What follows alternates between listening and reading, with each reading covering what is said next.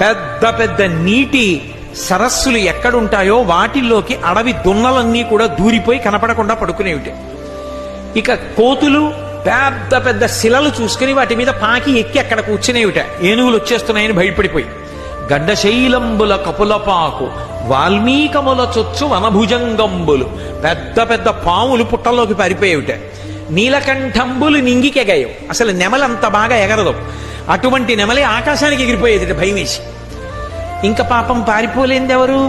ఒక్కతే ఉంది. ఎవరది? ఎక్కడ వేశారో పోతన గారు, ఏమి ఆలోచించారో మహానుభావుడు, ఎలా పడిందో సరస్వతీ కటాక్షం.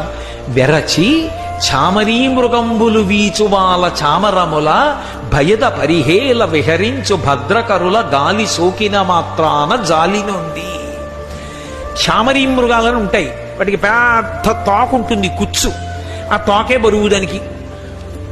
వెంట్రుకలు దూష్యం. లోకంలో ఎక్కడ వెంట్రుక గౌరవింపబడదు. భోజనం చేస్తుంటే వెంట్రుక వస్తే ఉత్తరాపోసనం పట్టేయాలి, వెంట్రుక వస్తే మళ్ళీ స్నానం చేసి వచ్చి పూజ చేయాలి. కాబట్టి అటువంటి వెంట్రుక దూష్యం. కానీ ఒక్క చామరీ మృగానికి ఉన్నటువంటి వెంట్రుక మాత్రం తెచ్చి కుచ్చు కట్టి భగవంతుడి దగ్గర రాజోపచారంలో వేస్తారు.